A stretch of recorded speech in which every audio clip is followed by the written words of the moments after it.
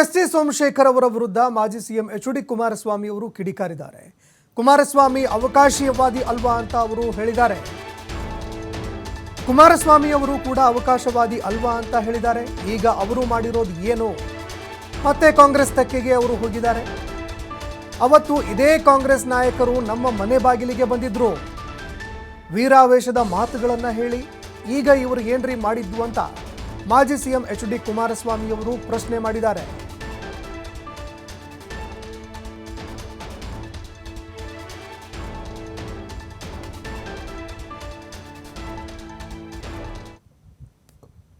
ಏನಿದೆ ಸಕ್ಸಸ್ ಆಗಿದೆ.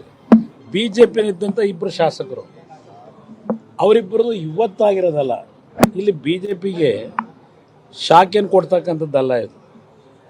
ಈಗಾಗಲೇ ಕಳೆದ 7-8 ತಿಂಗಳಲ್ಲಿ ಅವ್ರ ನಡವಳಿಕೆಗಳ ಬಗ್ಗೆ ಪ್ರತಿದಿನ ನೀವೇ ಮಾಧ್ಯಮದಲ್ಲಿ ತೋರಿಸಿದ್ದೀರಿ ಯಾವ ರೀತಿ ನಡ್ಕೊಂಡಿದ್ದಾರೆ ಅಂತೇಳಿ. ಈಗ ಬಿಜೆಪಿಯ ಶಾಸಕರು ವಿಪ್ ಉಲ್ಲಂಘನೆ ಮಾಡಿ ಮತ ಹಾಕಿದಾಗ ನನ್ನ ಬಗ್ಗೆ ಏನು ಹೇಳಿದ್ದಾರೆ? ಕುಮಾರಸ್ವಾಮಿ ಅವರಾಗಿದ್ದರೆ ಅವಕಾಶವಾದಿ ರಾಜಕಾರಣಿ ಅಲ್ವೇ?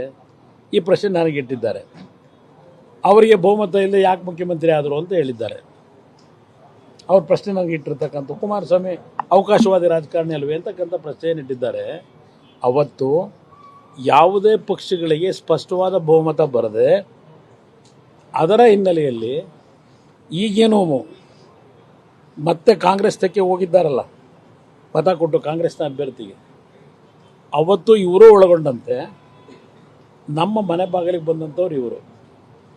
ಏನು ಯಾವುದೇ ಪಕ್ಷಗಳಿಗೆ ಬಹುಮತ ಇಲ್ಲ, ನಾವು ನೀವು ಸೇರಿ ಸರ್ಕಾರ ಮಾಡಬೇಕು ಅಂತ ಹೇಳಿ ತೀರ್ಮಾನ ತಗೊಂಡು ಬಂದಂಥವ್ರು ಕಾಂಗ್ರೆಸ್ನ ಮಹಾನ್ ನಾಯಕರುಗಳು.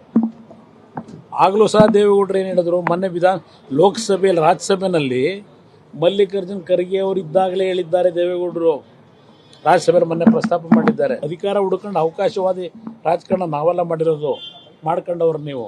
ಅವತ್ತು ಮೈತ್ರಿ ಸರ್ಕಾರದಲ್ಲಿ ಅಭಿವೃದ್ಧಿ ಆಗ್ತಿಲ್ಲ ಅಂತ ಹೇಳಿ ಕಾರಣ ಕೊಟ್ಟು ಹೋದ್ರಲ್ವೇ ಇವರು? 3 ವರ್ಷ ಮಂತ್ರಿಗಳು ಆಗಿದ್ರಲ್ವೇ ಬಿಜೆಪಿ ಸರ್ಕಾರದಲ್ಲಿ.